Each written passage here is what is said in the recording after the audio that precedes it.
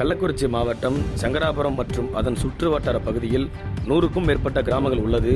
இந்த நிலையில் இன்று காலை 8:30 மணி அளவில் 30க்கும் மேற்பட்ட கிராமங்களில் திடீரென நில அதிர்வு ஏற்பட்டது.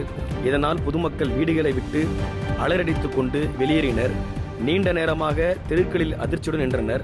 பின்னர் வீடுகளுக்கு திரும்பினர்.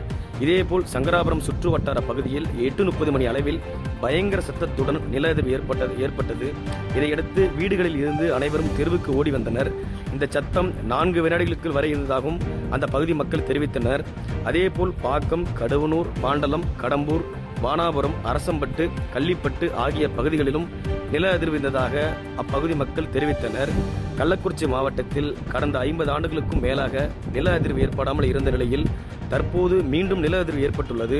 இதனால் அப்பகுதியில் வசிக்கும் மக்களை பீதியடைய செய்துள்ளது.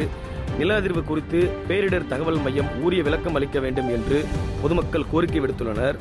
குறிப்பாக இந்த சம்பவத்தினால் மக்கள் வீட்டை விட்டு வெளியேறி தெருக்களில் தஞ்சமடைந்துள்ளனர் என்பது குறிப்பிடத்தக்கது. இப்போ திடீர்னு காலையில் ஒரு 10 மணிக்கு திடீர்னு ஒரு சத்தம் கேட்டுச்சு. என்ன சத்தம் தெரியல. திடீர்னு 2 டைம் நில அதிர்வு மாதிரி ரொம்ப அப்படியே யாராலையும் கேட்க முடியாத மாதிரி சவுண்டு ஓவராக கேட்டுச்சு. என்னன்னு தெரியல. இது புயல் துறை டிபார்ட்மெண்ட் அது என்னென்னு ஆய்வு செய்து பார்த்து அது என்னென்னு கொஞ்சம் பாருங்கள். இது டெய்லி நாட்டு நடப்பு நிறைய விஷயம் நடந்துட்டு இருக்குது. இது என்னென்னு பாருங்கள். மக்கள் ரொம்ப பீதியில் இருக்காங்க. சங்கராபுரம் பகுதியில் பெரும் அதிர்வாக இருக்குது. இது என்னென்னு இந்த செய்தியை எல்லாத்துக்கும் புயல் துறைக்கு தெரிவிக்குமாறு கேட்டுக்கொள்கிறேன்.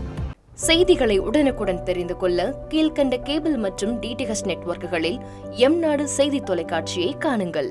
பாதகம் செய்பவரை கண்டால் நாம் பயம் கொள்ளலாகாது பாப்பா. மோதி மிதித்து விடு பாப்பா, அவர் முகத்தில் உமிழ்ந்து விடு பாப்பா.